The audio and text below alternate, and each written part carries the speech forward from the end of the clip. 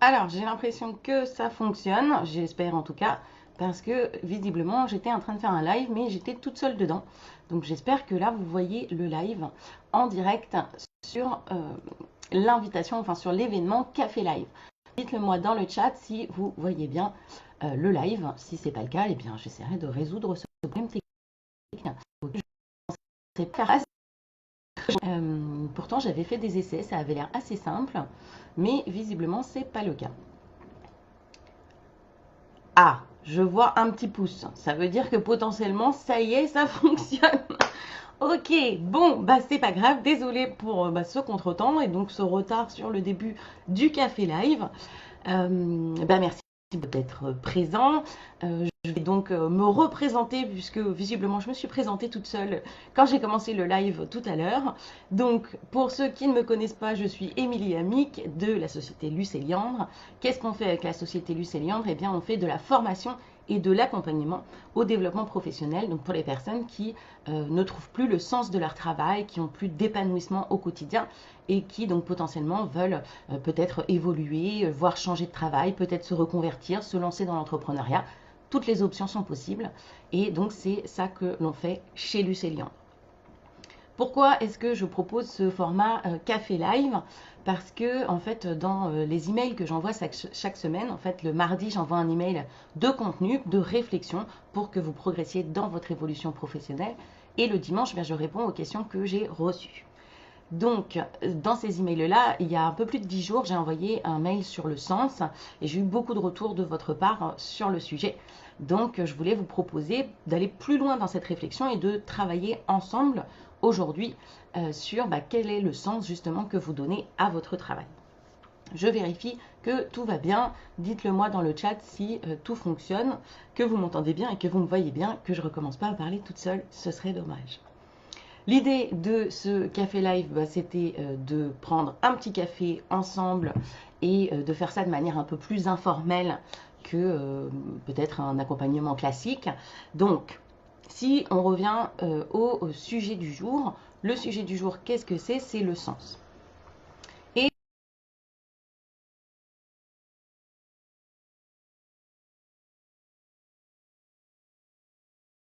Et occuper, c'est la réponse à la question à quoi ça sert? Alors que le sens, en fait, c'est plutôt une réponse à la question pourquoi. Donc pourquoi en deux fois, hein, pas pourquoi en un seul mot. L'objectif étant pas d'avoir une réponse parce que, comme à la question pourquoi, mais une réponse de type, par exemple, je sais pas, pour aider les autres, pour servir la communauté, etc. Ah, ça y est, je vois Corinne qui nous dit que tout fonctionne, Ingrid Hélène qui nous dit j'entends, donc tout va bien. Donc si je prends un exemple, parce que comme ça c'est un peu abstrait, prenons l'exemple d'un pompier. Un pompier, l'utilité de son travail, qu'est-ce que c'est? C'est d'éteindre des incendies, de secourir peut-être des personnes en danger, voire d'aller chercher des chats dans des arbres. Et le sens, par contre, c'est très personnel. Le sens, c'est vraiment quelque chose de subjectif. Une même personne, enfin une personne qui fait... non, c'est pas du tout ça que je voulais dire. Ça fait un peu les nuls, on peut tromper 1000 fois 1000 personnes.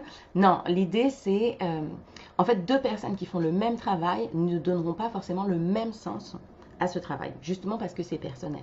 Si je reprends mon exemple du pompier, eh bien, tout simplement, ce pompier, il peut donner un sens complètement différent au travail qu'il fait, selon que, je ne sais pas, il ait peut-être 5 ans d'expérience ou 25 ans d'expérience dans son métier, ou selon sa personnalité. Donc, par exemple, un pompier, quel est le sens qu'il peut donner à son travail? Ça pourrait être justement d'être au service de la communauté, de sauver des vies. Ça peut être aussi, qu'est-ce que ça peut être d'autre? De préserver des bâtiments. Ça peut être je ne sais pas, alors quelque chose de la notion de courage ou de dépassement de soi, en allant se mettre en danger pour le bien d'autrui. Donc vraiment, c'est deux notions complètement différentes. Je vois Delphine aussi qui dit je vous entends. Donc, tout va bien, cette fois-ci, je ne me suis pas trompée sur le direct. Donc, est-ce que vous êtes au clair avec l'utilité de votre poste et le sens de votre poste? Donc, dites-le moi dans le chat et je vais vous expliquer tout de suite comment est-ce qu'on peut déjà réfléchir à l'utilité. Parce qu'en fait, l'utilité, c'est un peu plus facile à déterminer, en fait. Parce qu'on croit souvent qu'il y a des boulots qui servent à rien, mais normalement, dans un monde capitaliste, en termes d'économie, aucun travail ne sert à rien. Il a forcément une utilité. Après, est-ce que cette utilité, elle a du sens pour nous? Ça, c'est autre chose. Donc, par rapport à vous, votre poste, donc ne mettez pas forcément votre société, hein, pas du tout dans le chat, mais par rapport à votre poste, vous en êtes où par rapport au sens du travail que vous effectuez? Et surtout, déjà, premier point, est-ce que vous êtes au clair sur l'utilité? Donc l'utilité, comment est-ce qu'on la détermine? Je continue à parler, mais marquez-le moi dans le chat si vous êtes au point sur ces deux questions-là. L'utilité, c'est le plus facile à déterminer, je vous l'ai dit. Et ça fait, comment est-ce qu'on fait ça? On part en fait du haut de la pyramide, c'est-à-dire on part de la société dans laquelle on travaille, l'entreprise dans laquelle on travaille. Cette entreprise, elle est dans un certain secteur d'activité, elle s'adresse à un certain type de client et elle a un objectif, un but. Elle existe pour une raison. Alors je vois Delphine qui me dit, pouvez-vous reprendre le terme d'utilité? Ok, bien sûr. Le distinguo entre les deux, c'est l'utilité, c'est c'est la réponse à la question à quoi ça sert? À quoi sert le travail que vous faites? De manière générale et absolue. Par exemple, je prends un comptable. Un comptable, à quoi sert son travail? L'utilité de son travail, c'est de faire les... Je ne suis pas très forte en comptabilité, hein, mais de faire les comptes d'une société et de vérifier que tout soit à jour et qu'il n'ait pas, je ne sais pas, de dettes, qu'ils soient à jour dans leurs impôts, etc. Ça, c'est l'utilité. Est-ce que ça donne du sens au travail d'un comptable? Peut-être, peut-être pas.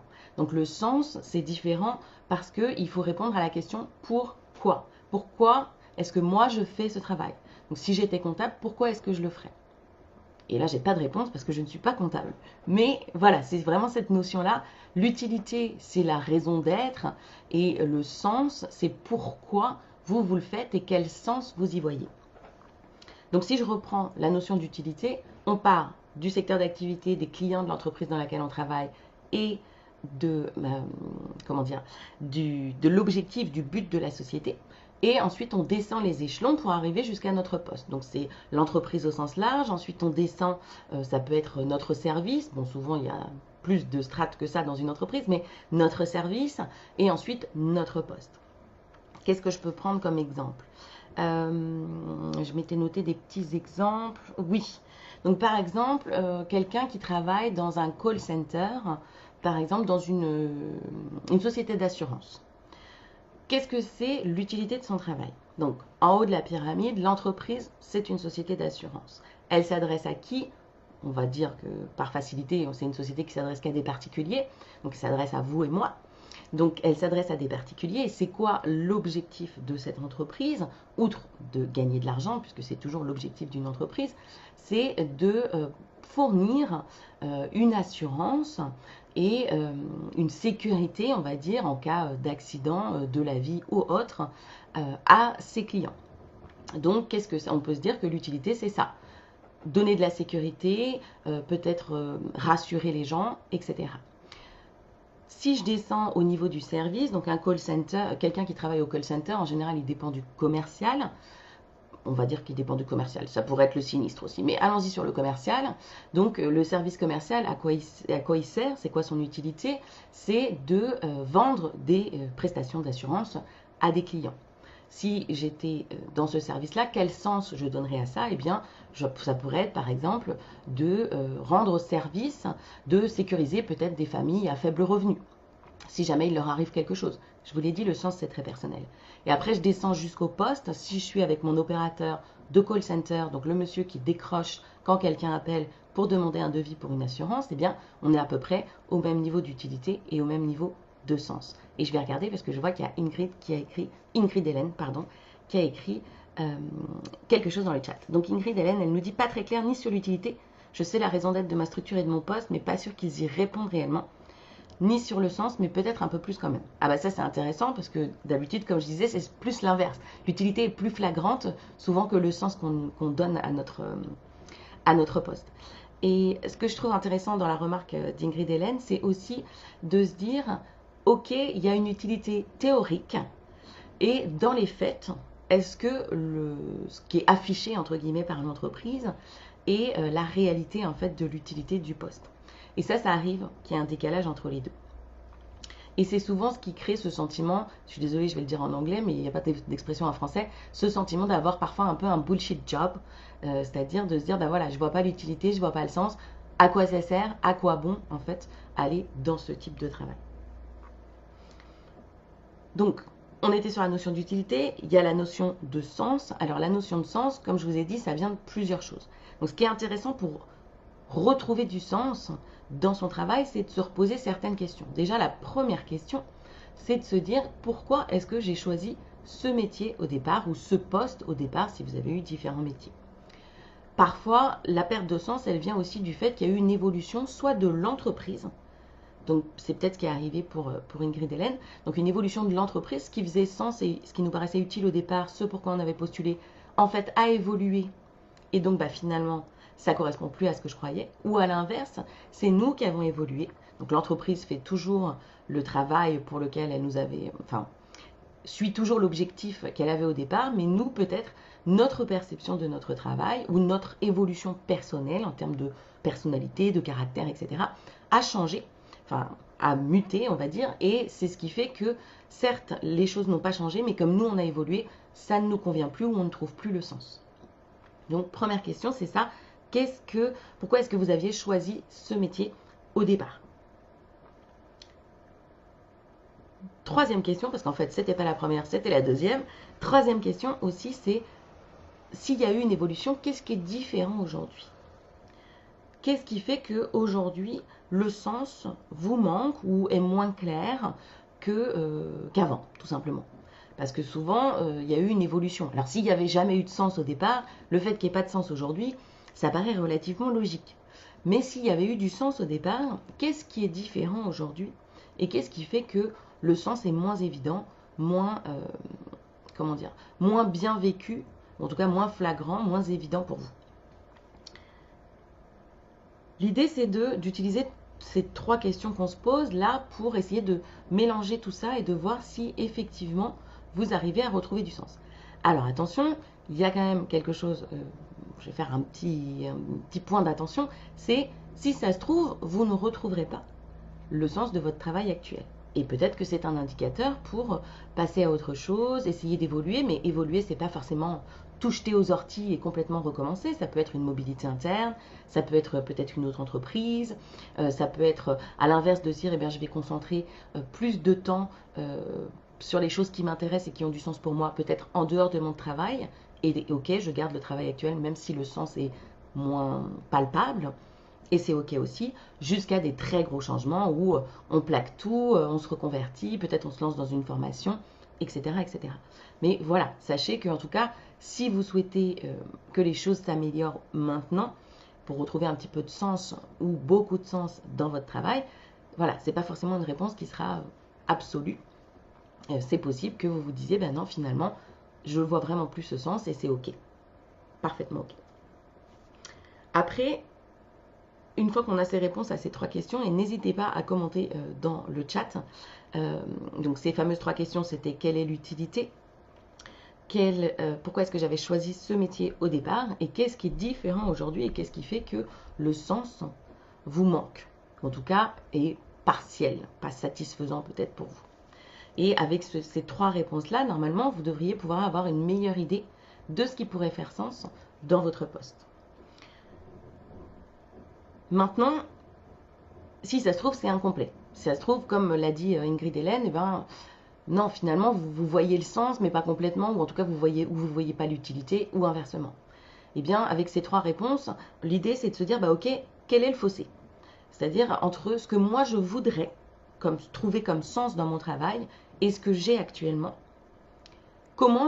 Quelle est la différence, quel est le fossé entre les deux? Et comment est-ce que j'essaye de les faire se rejoindre? Et là, pour le coup, je ne vais pas pouvoir vous donner d'exemple parce qu'il faut que ce soit du vécu. Il faut que ce soit vous qui disiez, bah ok, voilà ce que j'attends comme sens et voici ce que j'ai. Et ensuite de se dire, bah, comment je fais pour que les deux se rejoignent. Je vous laisse un petit peu de temps pour répondre dans le chat. Rappelez-vous le sens. Je ne sais pas si vous avez déjà fait un travail sur ce qui est important pour vous, sur vos valeurs, ce qui compte le plus pour vous, mais le sens, c'est lié à ça. Donc, si vous faites un métier qui n'a aucun lien avec les valeurs qui sont importantes pour vous, forcément, c'est un petit peu plus difficile de trouver du sens. Et c'est parfaitement OK parce que oui, parfois, on peut prendre un travail pour une raison qui est peut-être plus alimentaire, peut-être on a saisi une opportunité et finalement, ça ne se révèle pas comme on croyait. C'est OK aussi. Mais évidemment, là, c'est dans ce type de cas, ça va être un peu moins facile de voir le sens. Et il faut absolument que je boive du thé. Donc, je vous laisse réfléchir et me dire dans le chat.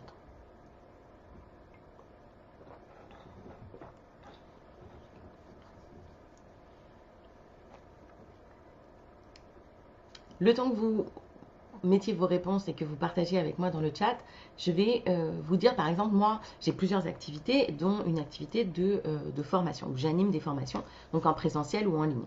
Et typiquement, pour moi, l'utilité première d'être formatrice, qu'est-ce que c'est?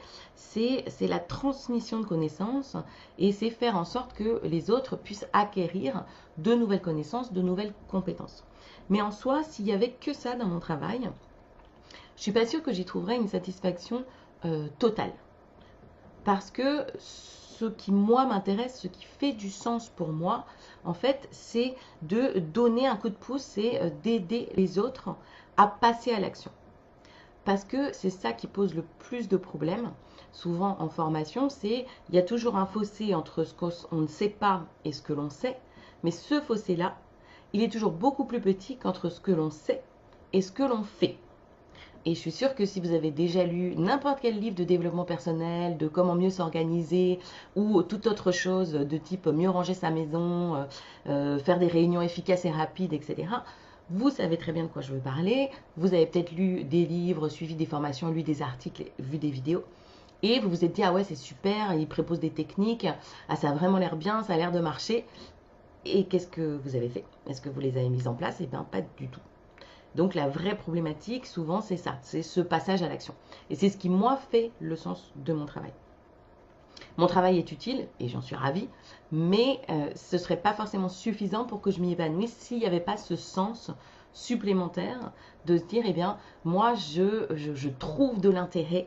C'est ça qui m'anime, c'est ça qui me porte dans mon travail, c'est de me dire, eh bien, je donne ce coup de pouce pour passer à l'action que les gens n'auraient peut-être pas, mais peut-être que si, je ne faisais pas cette formation avec eux.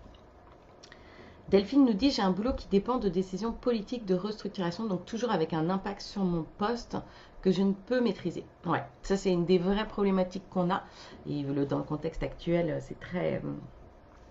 c'est très prégnant, c'est la notion de zone de contrôle. C'est-à-dire que souvent, ce qui nous préoccupe, c'est des choses qui sont périphériques à notre zone de contrôle. C'est-à-dire qu'on ne peut pas forcément agir dessus. Et ça, c'est extrêmement difficile parce que ce qui fait la motivation au travail, il n'y a pas que le sens, il y a aussi la notion d'autonomie et de contrôle.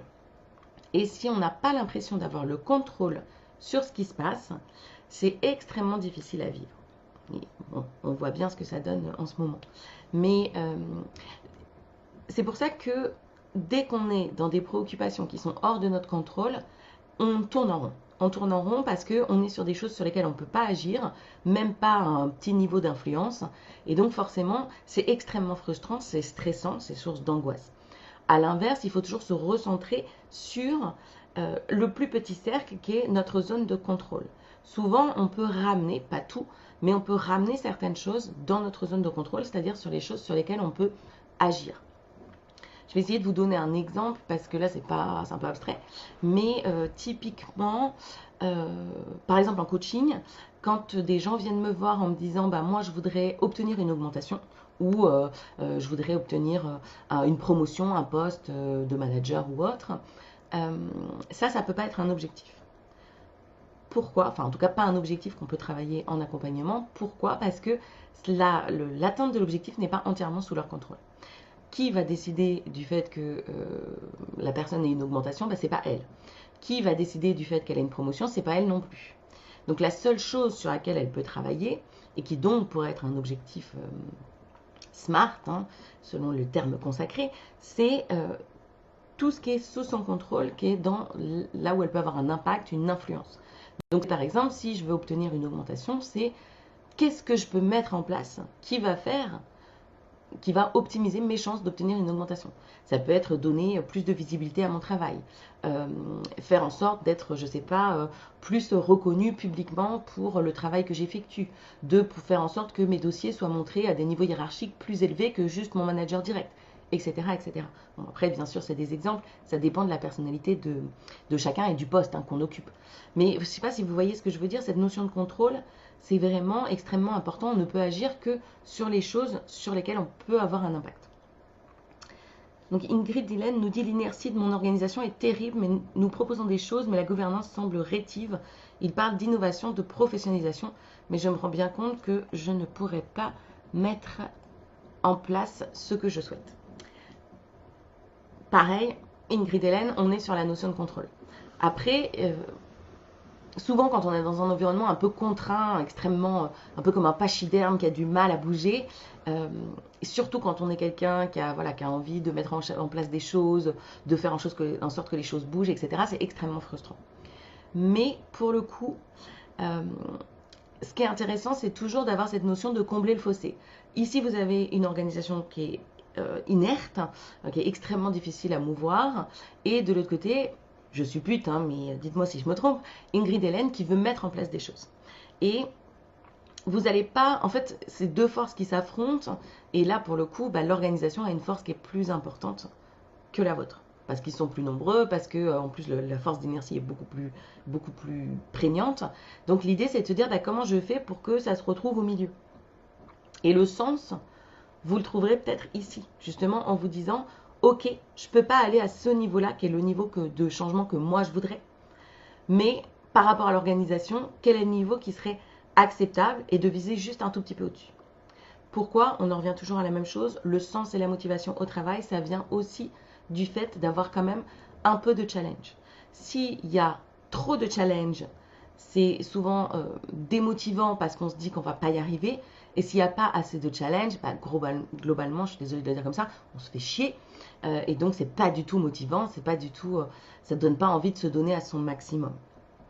Donc là, pour le coup, le sens, Ingrid Dillon, il peut se trouver au milieu, entre l'inertie de l'organisation et votre volonté de changement.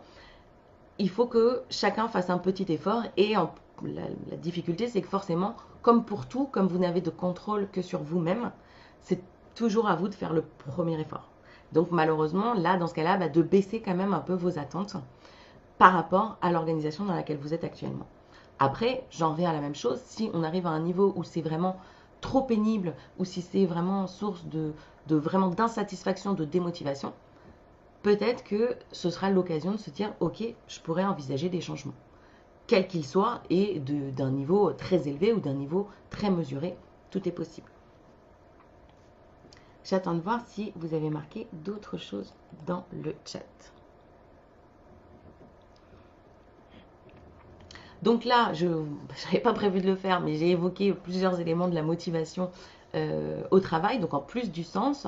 Donc ça, c'est des éléments qui sont, qui ont été décrits par des psychologues dans la théorie de l'autodétermination, et qui disent qu'il y a 4 éléments de la motivation et du sens au travail. Donc il y a la motivation au travail, il y a le sens, il y a l'affiliation, donc en fait c'est les relations avec les autres, l'autonomie, donc le fait d'avoir une certaine indépendance pour faire les choses. Donc typiquement, ce que dit Ingrid Dillon là, c'est frustrant parce que vous n'avez pas cette autonomie.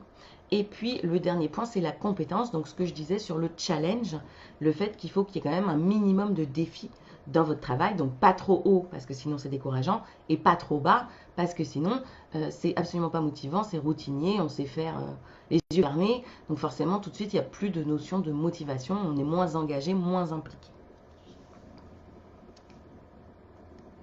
Je regarde l'heure qu'il est, bon j'avais commencé un petit peu en retard. Est-ce que sur ces notions, on a un petit peu digressé, mais sur ces notions de sens et d'utilité, vous avez des choses que vous voulez partager? Alors, sachant bien sûr que, je me doute que là, vous n'avez pas forcément pu noter tout ce que j'ai dit, puis je ne pourrais pas tout vous dire aujourd'hui, mais j'ai prévu une fiche que si vous souhaitez, vous pourrez la télécharger. À la fin, je vous mettrai le lien pour pouvoir reprendre les exercices chez vous. Donc dites-moi bien dans le chat, est-ce que vous avez d'autres questions par rapport au sens et à l'utilité, et aux 3 questions qu'on a pu voir là aujourd'hui sur ces notions-là. Je vous laisse un petit moment et j'en profite pour boire un petit peu.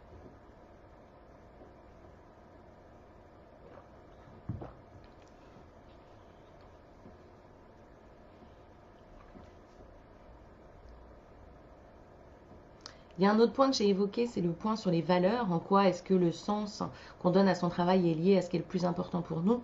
N'hésitez pas aussi à partager si vous savez quelles sont vos valeurs, parce que souvent c'est une question qu'on ne se pose pas.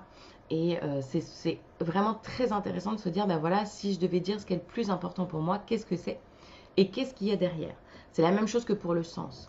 Si vous me dites, moi, ce qui donne du sens à mon travail, c'est le fait d'aider les autres, et que pour vous c'est évident que votre travail aide les autres, tant mieux. Mais souvent, on se dit, bah, moi, j'aimerais que, et donc on aimerait que, par exemple, le sens de notre travail, ce soit d'aider les autres, et souvent, on ne creuse pas plus derrière. Alors qu'en fait, c'est pas suffisant. Il faut un niveau supplémentaire de réflexion. Delphine nous dit, j'apprécie les missions de mon poste, mais plus mon environnement qui ne met pas en avant mes valeurs. Alors Delphine, est-ce que vous pouvez nous dire si... qu'est-ce que vous entendez par environnement? Est-ce que c'est l'environnement managérial? Est-ce que c'est les collègues?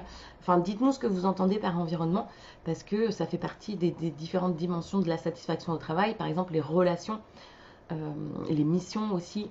Et je sais que vous le savez parce que vous avez déjà assisté à une de mes conférences. Et j'en profite pour vous dire, Delphine, merci beaucoup pour vos emails et les réponses que vous apportez à mes questions. Ça me fait très plaisir de les recevoir. Oui, j'en reviens à ma notion de valeur en attendant que Delphine nous en dise un peu plus dans la partie commentaire. Les valeurs, en fait, typiquement, si je vous dis, moi, ce qui est très important pour moi, c'est la famille. Oui, d'accord, c'est une valeur et tant mieux, mais c'est pas suffisant. Parce qu'il faut que vous soyez capable de dire ce qu'il y a derrière cette valeur.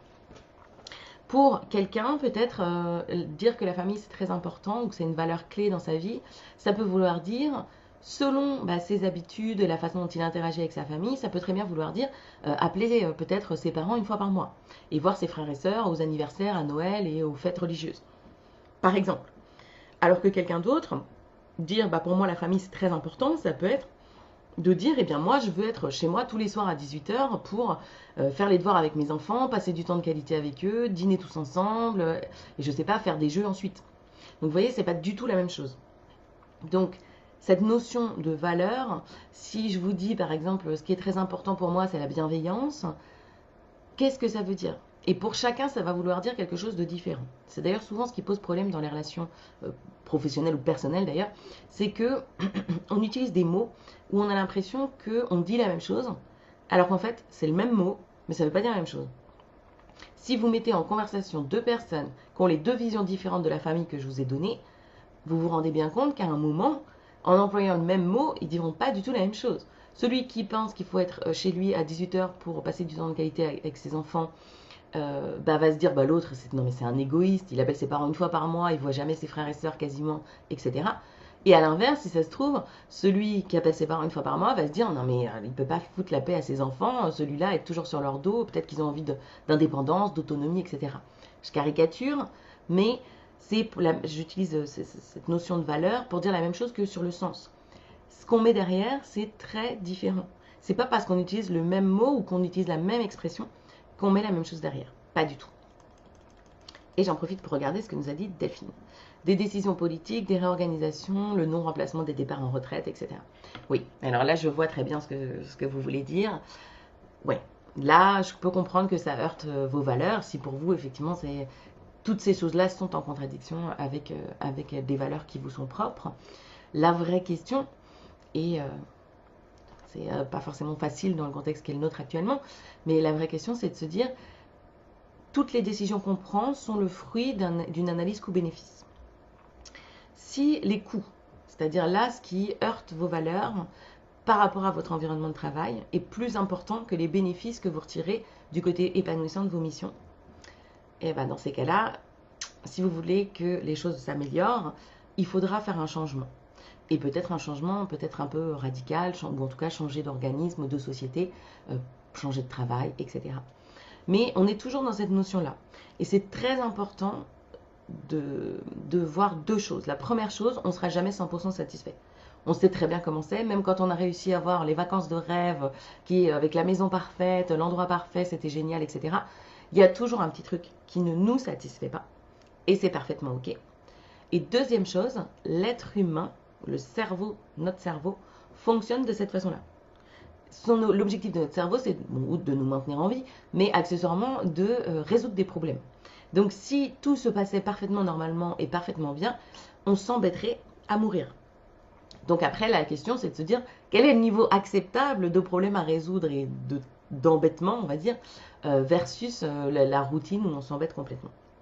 Donc, pour le coup, Delphine, c'est vraiment, comme je le disais, toutes ces notions-là, c'est des notions qui sont extrêmement personnelles et subjectives. Donc, qu'est-ce qui est le plus important pour vous et qu'est-ce qui fait que vos... J'ai envie d'éternuer. Pardon, c'était pas très discret. Qu'est-ce qui fait que... qu'est-ce qui vous fait rester et qu'est-ce qui ferait que vous n'auriez pas envie de rester. Ça peut être un questionnement intéressant.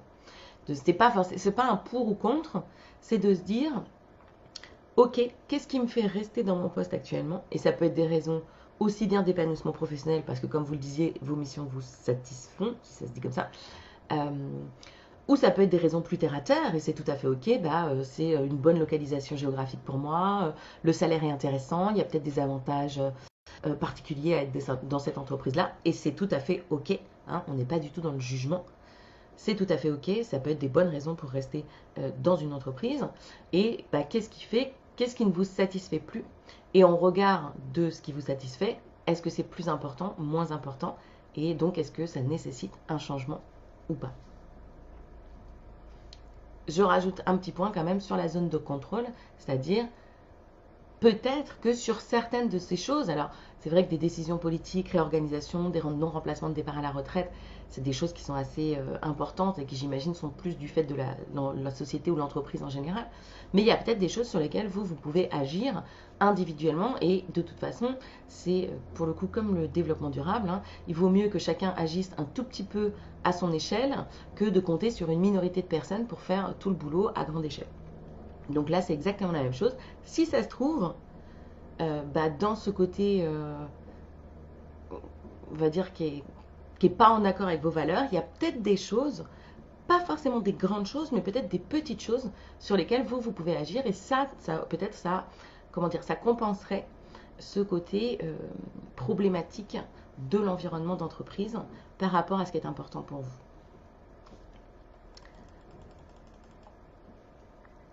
Management. Alors, Delphine nous dit management absent qui ne sait pas mettre en valeur la cohésion des collègues et peut-être apprendre à relativiser davantage et fermer les yeux sur certaines choses.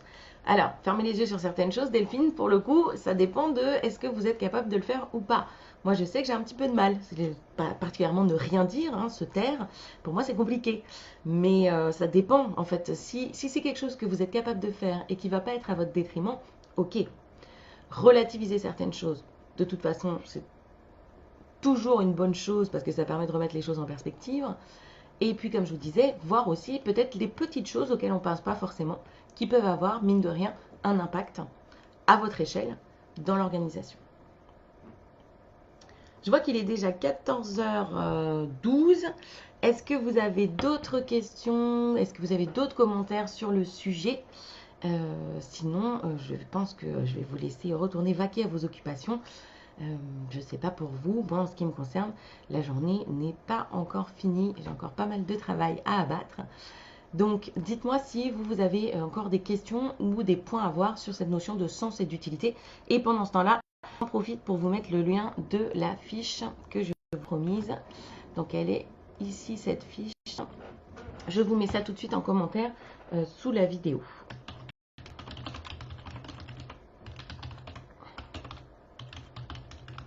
Hop, et là, j'espère que je ne me suis pas trompée sur le lien. A priori, c'est tout bon. Est-ce que c'est bien parti? Oui, c'est bien parti. Donc n'hésitez pas si vous le souhaitez, c'est une fiche qui reprend les questions qu'on s'est posées là, donc la chaîne du sens de l'entreprise jusqu'à votre poste, et surtout comment est-ce que vous pouvez interpréter un petit peu ces résultats, cette notion d'utilité pour retrouver du sens, au moins en partie, dans votre travail actuel. Et n'hésitez pas, dites-moi aussi dans le chat si vous avez aimé ce format.